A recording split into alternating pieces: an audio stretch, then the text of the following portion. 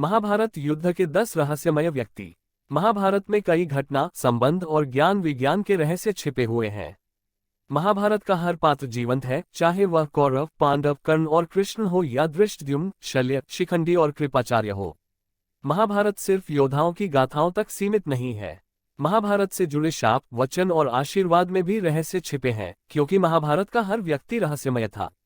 महाभारत एक ऐसा ग्रंथ है जिसमें भारतीय ही नहीं, विश्व इतिहास का रहस्य छुपा हुआ है। महाभारत संबंधी अब तक जितनी भी खुदाई हुई है या उस काल के तथ्य मिले हैं, वे सभी मानव इतिहास के रहस्यों से पर्दा उठाते हैं। भारतीय ही नहीं, इसमें मनुष्यों के इतिहास का अभी भी वह कालखंड छुपा हुआ है जिसके जानने से ज्ञान, विज्ञान, खगोल, धर्म आदि के मामले में मनुष्यों की जानकारी में आश्चर्यजनक रूप से इजाफा हो सकता है। किसी भी देश के इतिहास को धर्म के चश्मे से नहीं देखा जा सकता है। आओ हम जानते हैं महाभारत काल के ऐसे 10 व्यक्तियों के बारे में जिनमें अद्भुत क्षमता थी। वे आम मनुष्यों की तरह मनुष्य नहीं थे, वे कुछ और ही तरह की क्षमता से संपन्न थे। पहला रहस्यमय व्यक्ति सहदेव। 5 पांडवों से 2 नकुल और सहदेव दोनों ही माद्री अश्विन कुमार के पुत्र थे। सहदेव भविष्य में होने वाली हर घटना को पहले से ही जान लेते थे। वे जानते थे कि महाभारत होने वाली है और कौन किसको मारेगा और कौन विजयी होगा। लेकिन भगवान कृष्ण ने उसे शाप दिया था कि अगर वह इस बारे में लोगों को बताएगा तो उसकी मृत्यु हो जाएगी। कैसे मिली शक्ति? सहदेव के धर्मपिता पांडु बहुत ही ज्ञानी थे। उनकी अंतिम इच्छा थी कि उनके 5 बेटे उनके मृत शरीर को खाएं ताकि उन्होंने जो ज्ञान अर्जित किया है वह उनके पुत्रों में चला जाए। सिर्फ सहदेव ने ही हिम्मत दिखाकर पिता की इच्छा का पालन किया। उन्होंने पिता के मस्तिष्क के 3 हिस्से खाए। पहले टुकड़े को खाते ही सहदेव को इतिहास का ज्ञान हुआ, दूसरे टुकड़े को खाने से वर्तमान का और तीसरे टुकड़े को खाते ही वे भविष्य को देखने लगे। इस तरह वे त्रिकालज्ञ बन गए। दूसरा रहस्यमय व्यक्ति बर्बरीक। बर्बरीक दुनिया का सर्वश्रेष्ठ धनुर्धर थे। बर्बरीक के लिए 3 बाण ही काफी थे जिसके बल पर वे कौरवों और पांडवों की पूरी सेना को समाप्त कर सकते थे। युद्ध के मैदान में भीम पौत्र बर्बरीक दोनों खेमों के मध्य बिंदु एक पीपल के वृक्ष के नीचे खड़े हो गए और यह घोषणा कर डाली कि मैं उस पक्ष की तरफ से लड़ूंगा जो हार रहा होगा। बर्बरीक की इस घोषणा से कृष्ण चिंतित हो गए। भीम के पौत्र बर्बरीक के समक्ष जब अर्जुन तथा भगवान श्री कृष्ण उसकी वीरता का चमत्कार देखने के लिए उपस्थित हुए तब बर्बरीक ने अपनी वीरता का छोटा सा नमूना मात्र ही दिखाया। कृष्ण ने कहा कि यह जो वृक्ष है इसके सारे पत्तों को एक ही तीर से छेद दो तो मैं मान जाऊंगा। बर्बरीक ने आज्ञा लेकर तीर को वृक्ष की ओर छोड़ दिया। जब तीर एक एक कर सारे पत्तों को छेदता जा रहा था उसी दौरान एक पत्ता टूटकर नीचे गिर पड़ा। कृष्ण ने उस पत्ते पर यह सोचकर पैर रखकर उसे छुपा लिया कि यह छेद होने से बच जाएगा, लेकिन सभी पत्तों को छेदता हुआ वह तीर कृष्ण के पैरों के पास आकर रुक गया। तब बर्बरीक ने कहा कि प्रभु आपके पैर के नीचे एक पत्ता दबा है, कृपया पैर हटा लीजिए, क्योंकि मैंने तीर को सिर्फ पत्तों को छेदने की आज्ञा दे रखी है, आपके पैर को छेदने की नहीं।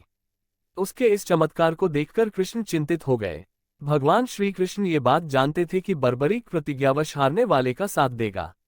यदि कौरव हारते हुए नजर आए तो फिर पांडवों के लिए संकट खड़ा हो जाएगा और यदि जब पांडव बर्बरीक के सामने हारते नजर आए तो फिर वह पांडवों का साथ देगा। इस तरह वह दोनों ओर की सेना को एक ही तीर से खत्म कर देगा। तब भगवान श्री कृष्ण ब्राह्मण का भेष बनाकर सुबह बर्बरीक के शिविर के द्वार पर पहुंच गए और दान मांगने लगे। बर्बरीक ने कहा, मांगो ब्राह्मण, क्या चाहिए? ब्राह्मण रूपी कृष्ण ने कहा कि तुम दे न सकोगे।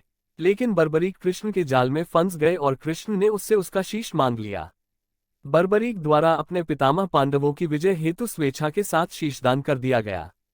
बर्बरीक के इस बलिदान को देखकर दान के पश्चात श्री कृष्ण ने बर्बरीक को कलियुग में स्वयं के नाम से पूजित होने का वर दिया। आज बर्बरीक को खाटू श्याम के नाम से पूजा जाता है। जहां कृष्ण ने उसका शीश रखा था उस स्थान का नाम खाटू है। तीसरा रहस्यमय व्यक्ति संजय। महाभारत युद्ध में संजय के बारे में सभी जानते हैं। संजय के पिता बुनकर थे, इसलिए उन्हें सूत पुत्र माना जाता था। उनके पिता का नाम गावल्यगण था। उन्होंने महर्षि वेदव्यास से दीक्षा लेकर ब्राह्मणत्व ग्रहण किया था। वेदादि विद्याओं का अध्ययन करके वे धृतराष्ट्र की राजसभा के सम्मानित मंत्री बन गए थे। आज के दृष्टिकोण से वे टेलीपैथिक विद्या में पारंगत थे। कहते हैं कि गीता का उपदेश 2 लोगों ने सुना, एक अर्जुन और दूसरा संजय। यही नहीं, देवताओं के लिए दुर्लभ विश्वरूप तथा चतुर्भुज रूप का दर्शन भी सिर्फ इन 2 लोगों ने ही किया था। संजय अपनी स्पष्टवादिता के लिए प्रसिद्ध थे। वे धृतराष्ट्र को सही सलाह देते रहते थे। एक ओर वे जहां शकुनी की कुटिलता के बारे में सजग करते थे तो दूसरी ओर वे दुर्योधन द्वारा पांडवों के साथ किए जाने वाले असहिष्णु व्यवहार के प्रति भी धृतराष्ट्र को अवगत कराकर चेताते रहते थे। वे धृतराष्ट्र के संदेशवाहक भी थे। संजय को दिव्य दृष्टि प्राप्त थी, अतः वे युद्ध क्षेत्र का समस्त दृश्य महल में बैठे ही देख सकते थे।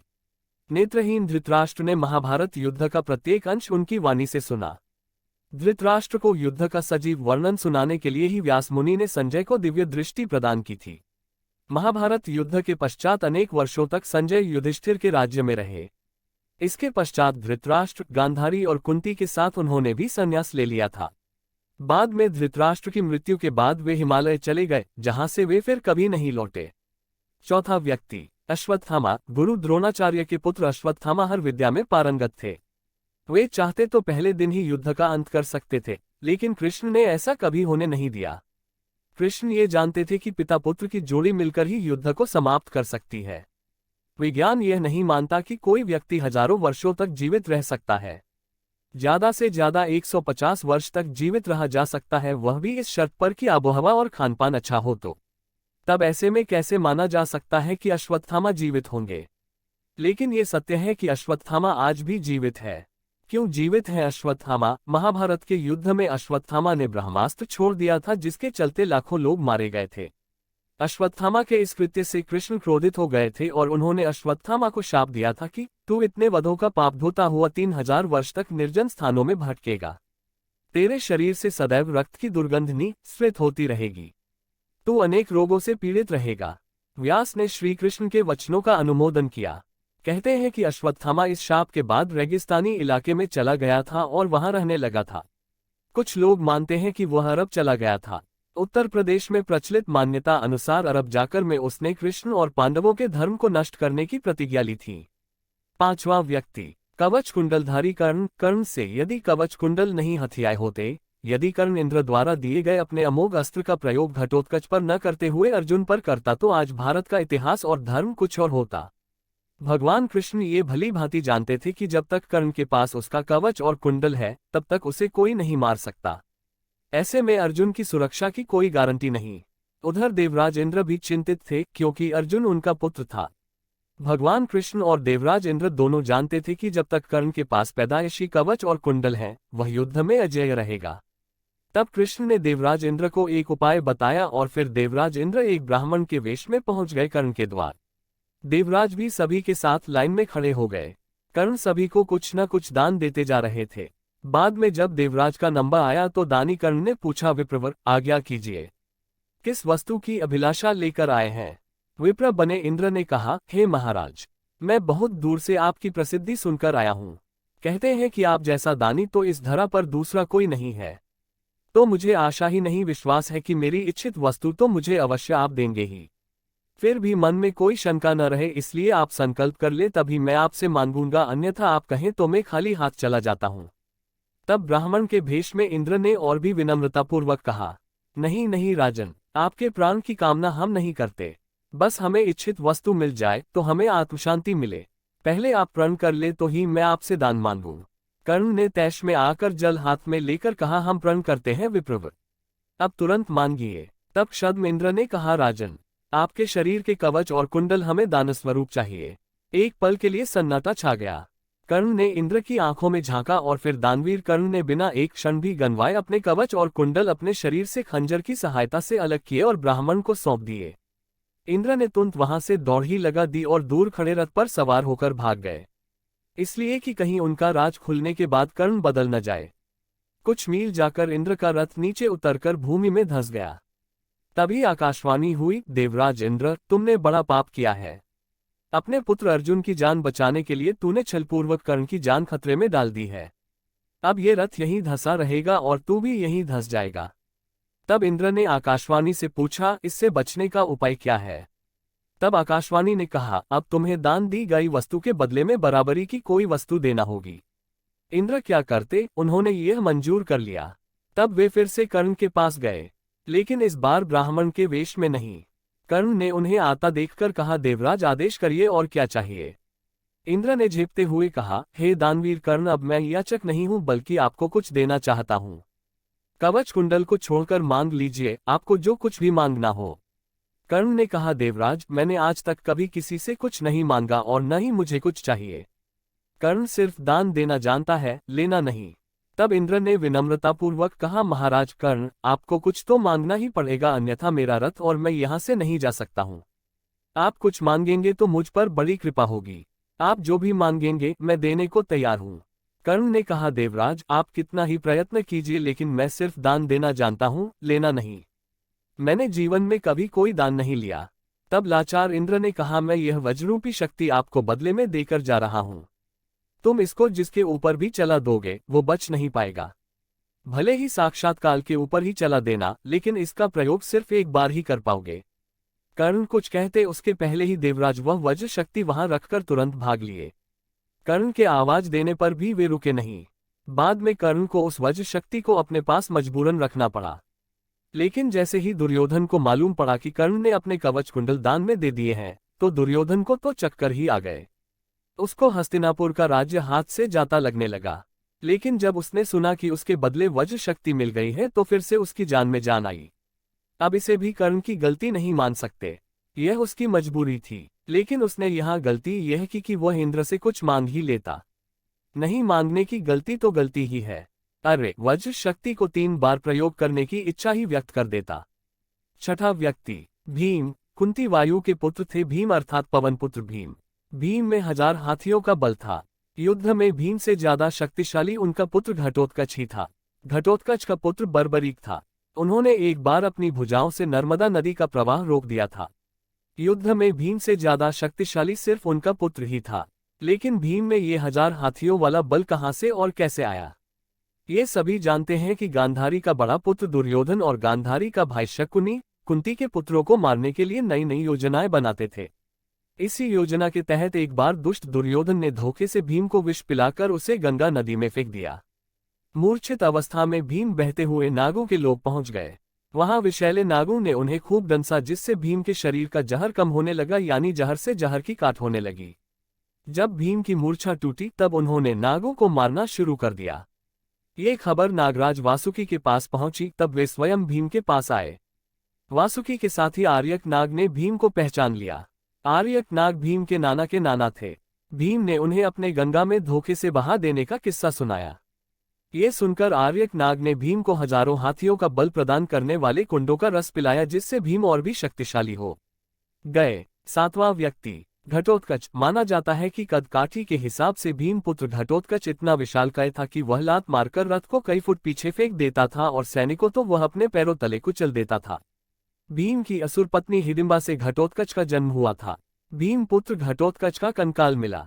जन्म लेते समय उसके सिर पर केश उत्कच नहीं थे, इसलिए उसका नाम घट हाथी का मस्तक जोड़ उत्कच इक्वल्स केशहीन अर्थात घटोत्कच रखा गया। इसका मस्तक हाथी के मस्तक जैसा और केश शून्य होने के कारण ये घटोत्कच नाम से प्रसिद्ध हुआ। वह अत्यंत मायावी निकला और जन्म लेते ही बड़ा हो गया। उसमें जहां शारीरिक बल था वहीं वह मायावी भी था। चूंकि घटोत्कच की माता एक राक्षसी थी, पिता एक वीर क्षत्रिय था, इसलिए इसमें मनुष्य और राक्षस दोनों के मिश्रित गुण विद्यमान थे। वह बड़ा क्रूर और निर्दयी था। महाभारत युद्ध के बीच इसने हाहाकार मचा दिया था। कर्ण सेनापति बनकर कौरवों के पक्ष से युद्ध कर रहे थे। कर्ण के पास इंद्र की दी हुई ऐसी शक्ति थी जिससे वह किसी भी पराक्रमी से पराक्रमी योद्धा को मार सकते थे।